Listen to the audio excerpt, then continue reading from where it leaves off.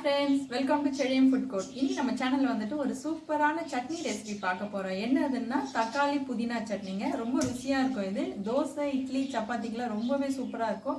வாங்க அதை எப்படி செய்யலாம்னு நம்ம பார்க்கலாம். ஃபர்ஸ்ட் அடுப்பில் வந்துட்டு ஒரு பேன் வச்சுட்டு நம்ம 2லேருந்து 3 டேபிள் ஸ்பூன் அளவுக்கு எண்ணெய் ஆட் பண்ணிக்கோங்க. ஸோ எண்ணெய் காஞ்சிடுச்சு. இப்போ வந்து நம்ம உளுத்தம்பருப்பு 1 டேபிள் ஸ்பூன் அளவு சேர்த்துக்கோங்க. கடலைப்பருப்பு 1 டேபிள் ஸ்பூன் அளவுக்கு. அதுக்கப்புறமா 1 டீஸ்பூன் அளவுக்கு தனியாவும் ஜீரகமும் சேர்த்துக்கோங்க. ஓகேங்க, இதெல்லாம் வந்து ரொம்ப ஃப்ளேவர் கொடுக்கும் சட்னிக்கு. ஓகே, இப்போ வந்துட்டு நம்ம கொஞ்சமாக வந்துட்டு வெந்தயம் சேர்க்கணும். ரொம்ப சேர்க்காதீங்க. ரொம்ப சேர்த்தீங்க அப்படின்னா ரொம்ப கசப்பாக இருக்கும். அதுக்காக தான். ஓகே, இது வந்து கொஞ்சம் சாட் பண்ணி விட்டுக்கோங்க நல்லா. ஓகே, இப்போ வந்துட்டு நம்ம ஒரு மீடியம் சைஸ் அளவுக்கு வெங்காயம் வந்துட்டு நம்ம ஆட் பண்ணிக்கலாங்க. இப்போ பாருங்க, இந்த மாதிரி நீல வாக்கிலே கட் பண்ணிக்கோங்க. மிக்ஸி ஜாரில் போட்டு நம்ம அரைக்க தான் போகிறோம்.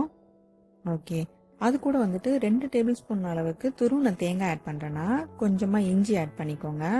அது கூட 5லேருந்து 6 பூண்டு பல்லு சேர்த்துக்கோங்க. கொஞ்சமாக புளி, அதுக்கப்புறம் 3 வரமிளகாய் சேர்த்துக்கிறேன்னா காரத்துக்காக. இன்னும் கொஞ்சம் காரம் வேணும் அப்படின்னா இன்னும் ஒரு காய்ந்த மிளகாய் கூட நீங்கள் சேர்த்துக்கலாங்க. ஓகே, இதை வந்து நல்லா வதக்கி விட்டுக்கோங்க. அதுக்கப்புறமா நம்ம கொஞ்சமாக உப்பு ஆட் பண்ணிக்கலாம். சீக்கிரமாக வதங்கிடும். ஓகே, அந்த வெங்காயத்தோட கலர்லாம் நல்லா சேஞ்ச் ஆகிட்டு வருது பாருங்க. இது வந்து தோசை, இட்லி, சப்பாத்திக்கெலாம் ரொம்பவே சூப்பராக இருக்கும் இந்த சட்னி.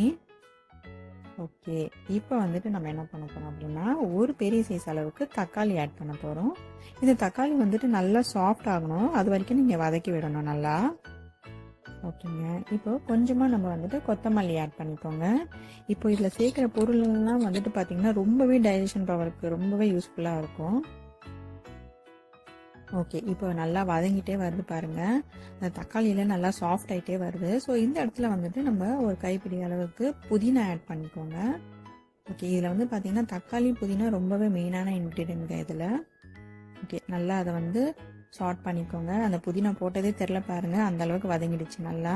ஓகே, இப்போ ரெடி ஆகிடுச்சு. நல்லா ஆற வச்சுட்டு மிக்ஸி ஜாரில் போட்டு அரைச்சிக்கோங்க தண்ணி விட்டு.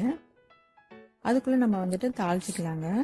அந்த பேனில் வந்துட்டு கொஞ்சமாக எண்ணெய் ஆட் பண்ணிவிட்டு கடுகு ஆட் பண்ணிக்கோங்க. கடுகு வந்து நல்லா பொரிஞ்சிட்டே வரும்போது நம்ம வந்துட்டு உளுத்தம்பருப்பு ஆட் பண்ணிக்கலாம். ரொம்ப டேஸ்டியாக இருக்கும் சட்னிக்கெல்லாம். ஓகே, உளுத்தம்பருப்பு நான் ஆட் பண்ணுறேன் இப்போது. அதுக்கப்புறமா வந்துட்டு நம்ம பெருங்காயம் ஆட் பண்ணுங்கள். ஓகே, கறிவேப்பிலை, அதுக்கப்புறம் இன்னும் ஒரு காஞ்ச மிளகாய் ஆட் பண்ணிக்கலாம். ரொம்பவே ஸ்பைசியாக இருக்கும் நல்லா சட்னி. ஓகே, இப்போ வந்து நல்லா தாளிச்சாச்சு. அந்த அரைச்ச சட்னியை வந்து இதில் ஆட் பண்ணிவிட்டு நல்லா மிக்ஸ் பண்ணி விட்டுருங்க. சூப்பரான தக்காளி புதினா சட்னி ரெடி.